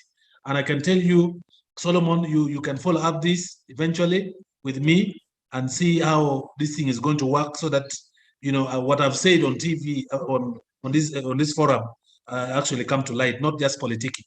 I meant it, and I will be able to do it. Sorry. Can I just interrupt there? Sorry, yes. Moderator and Honorable. Yes, Ecuador. Yes. What you're doing is very good. Yeah. What other MPs are doing is very good at individual level. Yes. But we are having 529 divided efforts on things which are not going to save us from the pandemic. The problem is the pandemic now. Any other time, you're free to do what you want to do. We are saying, could the Parliament have, through their commission, passed a resolution and say this money should go to tangible inputs for COVID-19? Otherwise, of course, what you are saying is very rational. So this is the fundamental question. Thank you. Yeah, I think you are very right, Dr. Ekwaro. And as you have been following how Parliament has been able to disburse some of this money, including the other 20 million that was given in the 10th Parliament.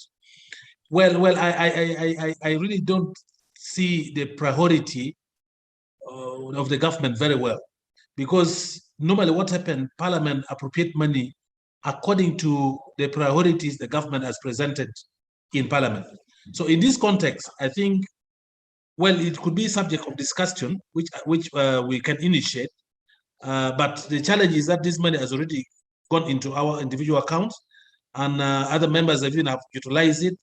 Would be really a total, I don't know what it is to bring this money again back. But I think we should appeal now to individual members of Parliament. This is the most appropriate way we can really handle the situation now. We appeal to individual members of Parliament, just like others are also doing, buying ambulances, building hospitals, doing stuff like buying tractors. Let us appeal to individual members of Parliament that they have a stake in the life of the citizen in which they represent in the Parliament of Uganda. So if you feel for your people, if you really feel for your people who voted for you, and the reason why you stood to represent them, I think you should be able to do something for them, Honorable Dr. Ekwaro. But as of now, this money has already gone into individual accounts. It may not necessarily now be possible to retrieve it back to reappropriate it to address the issue of this COVID-19. But in my view, we need to appeal to individual members of Parliament now to make sure they utilize that money appropriately. On my side, I will follow this money. I will be there physically. I'll be able to make sure the plans and whatever that has been drawn in terms of buying oxen and ox plows given to the vulnerable children, like the people with nodding, families with nodding syndromes, and then the elderly, the disabilities, the orphans, whatever the amount of money we'll be able to get will be able to be given to my people effectively. Lastly, on the issue of approval of loans, on the approval of loans, I want to say that of course is the responsibility of Parliament to appropriate and also to approve loans. When you look at the way we have been approving these loans, we have been approving these loans based mainly on the political line than the economic line, because consideration of loans, we ought to, as Parliament, consider the economic benefit of any loan or of any kind of financial appropriation that goes to be able to address the issue of service delivery. But when I look at this, the issue has been more political, is concerning global politics, and then secondly, the politics of numbers in the House. A few of us, when you look at the answer, have been saying no to some of these loans. I've been saying no to some of these loans until even the non-performing loans, which we have had and we have been paying interest in, have actually been able to be put to use. But because of the politics of number, because of the politics of the global politics that we have, some of these loans normally are actually approved. And that's a big challenge, contrary to whatever arguments some of us have been advancing in the House. So is the politics of number, the number that normally try their best to say, this is a government loan, the government has to function, the government has to move, we need to approve this in order to push A and B. So this is the challenge that we get as a minority representation in Parliament as the opposition. So I think probably we need to look into this and also be able to involve our individual members of Parliament belonging to the ruling government or the opposition to be able to be vigilant in as far as some of this approval of loan is concerned. Because some loans are really not necessary, to be honest. They're absolutely not necessary. When you look at the conditions and when you look at the way the loan is supposed to be utilized, it's completely unnecessary. But at the end of the day, you find the numbers when we vote, the numbers of the people who will say, let us approve the loan will be more than those who will say the loan should not be approved. So this is a matter of politics, and but both at the national, the local level here, and as well as at the international level. So I end here, and thank you very, very much for Martina for involving me in this discussion. I'm looking forward to, again, another engagement in future. Asante sana. May God bless all of you. Thank you. Thank you, Honorable. I want to give one more person. I think one more person. If there is a burning issue that you want to raise that has not been addressed by the panel before we come to a close, one more person. I want to give one person an opportunity. Yeah, good evening, madam. Yes. Excuse me. Make it quick. Okay, thank you. My name is Ndiama Cherisa. I had raised my hand and you are not. But my point is everything in this country is dying. So I was requesting for this, as you have engaged the Honorable Minister, can we get a chance and we maybe interface with our president, maybe on a Zoom meeting?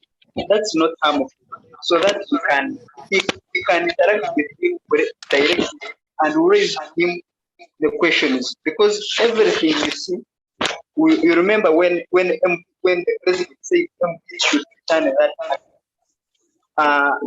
When the president said that MPs should return the other 20 million, around 20 million, MPs got to fear, and some of them returned that because they were not accounting for themselves. So when you see all this squandering and taking place in our country, I think it's just lacking about the president's initiative. So if interacting then at least you would be able to get our views from here down.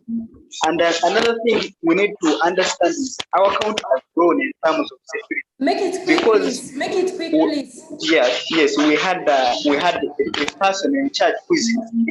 Can we change leadership so that at one time we have a doctor?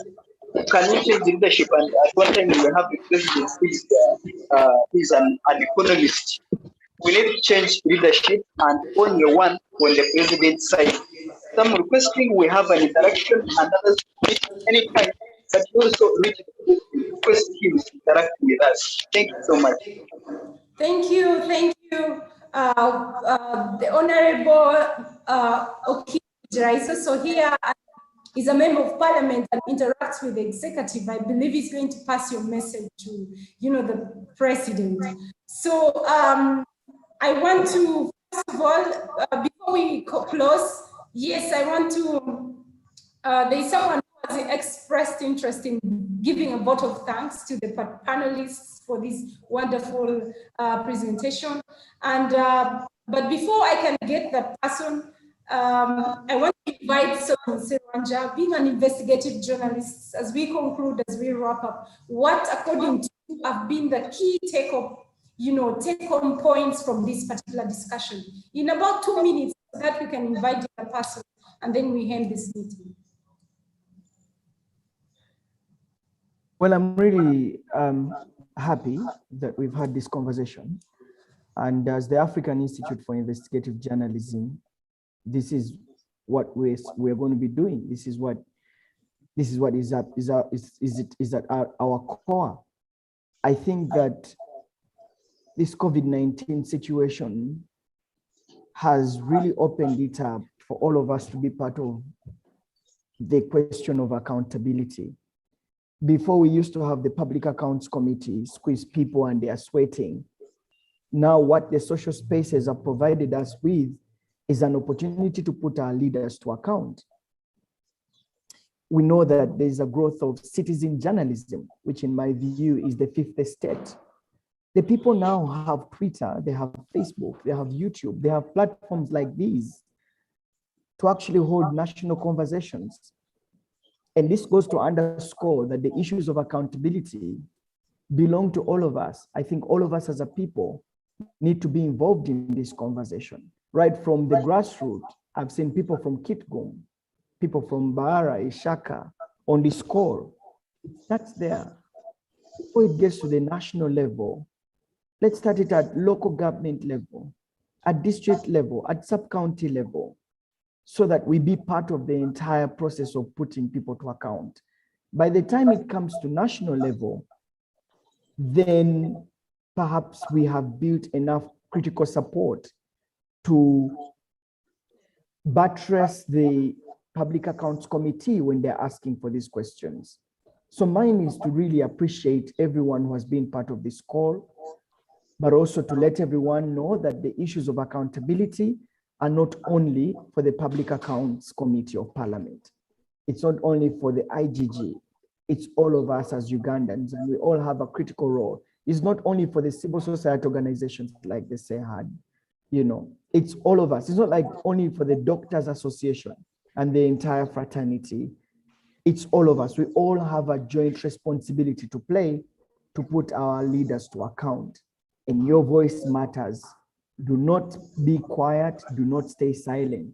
Rise up. Use every available opportunity that you have on your social media, on YouTube, before people.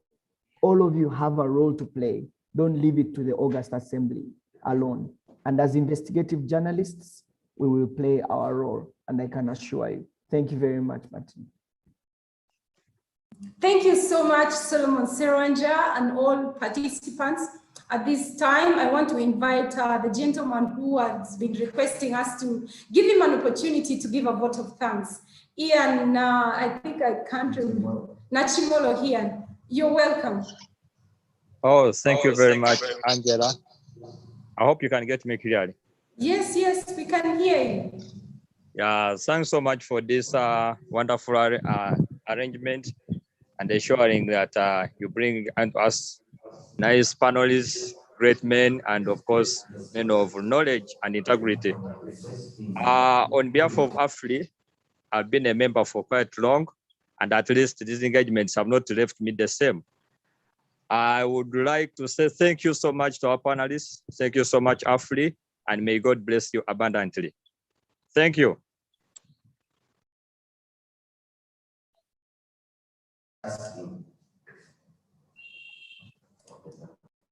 Thank you so much, Hian, for your that vote of thanks.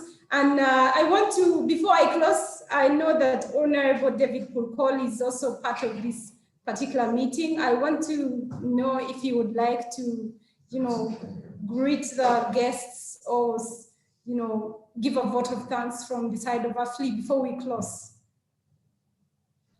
Okay, Yes. I had already, Yeah. yes, I had already thought that the citizens are engaging with the civil society, with leaders in parliament. And definitely what we're doing is that from this discussion, we're going to summarize what came out here and also the comments on the page, on the chat. We'll separate them into recommendations and then what were the comments from citizens.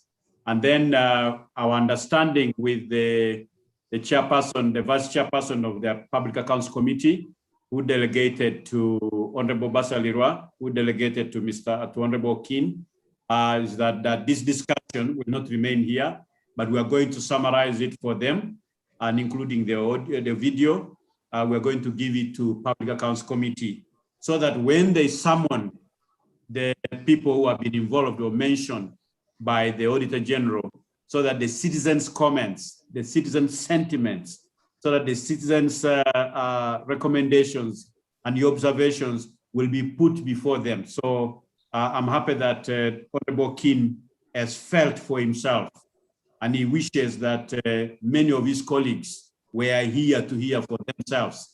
So don't worry about that. That's Africa Leadership Institute. We are a parliamentary monitoring organization. As you know, we produce the Parliamentary Performance Scorecard, and we're so happy to host you here. And for Serwanja, we say thank you to you, and we're partnering with you, with your African Institute for Investigative Journalism. So we are working with the three institutions, accountability institutions of government.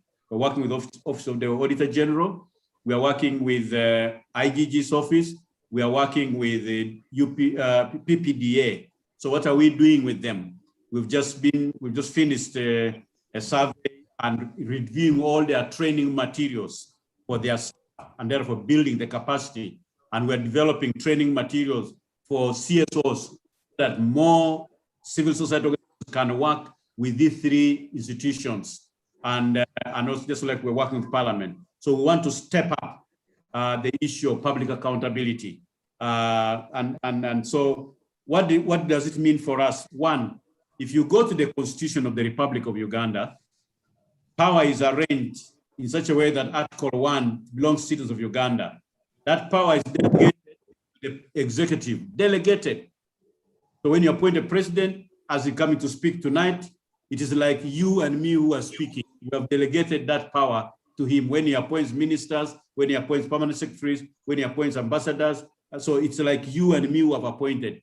Then some power has been delegated to the MPs as a legislature.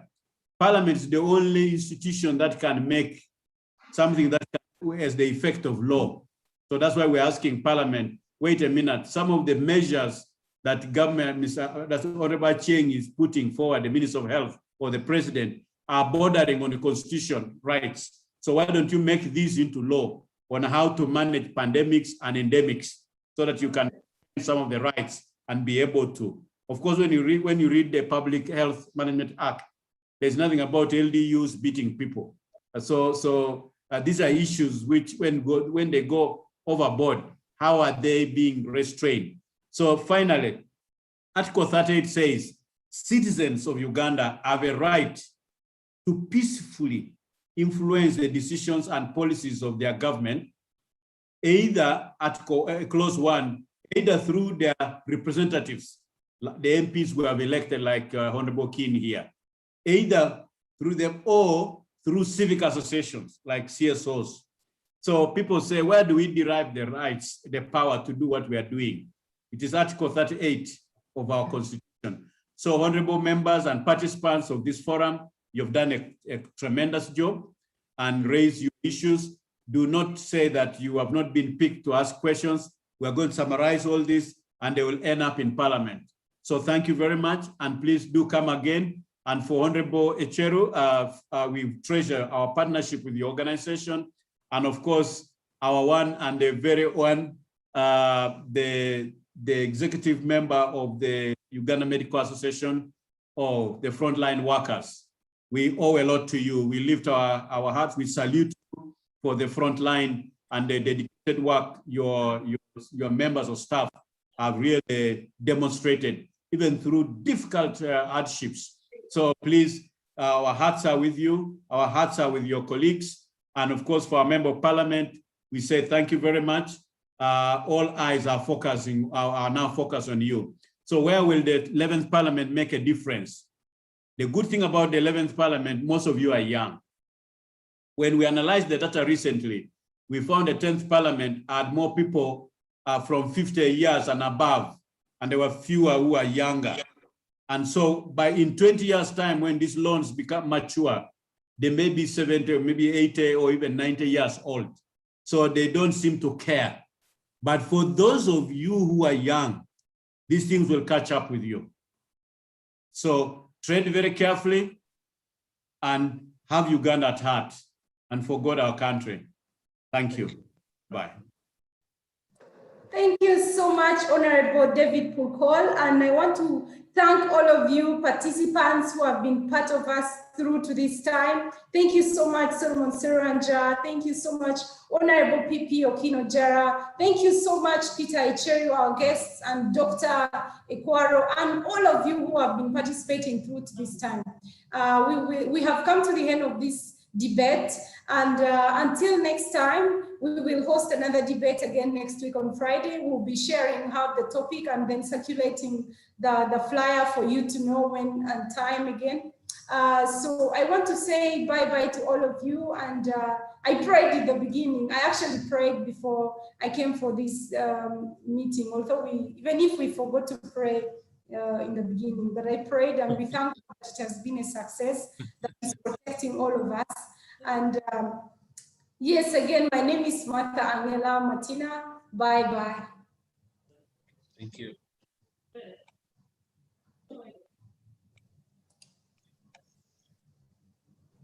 Bye. Bye. Bye. Bye. Bye. Bye. All right.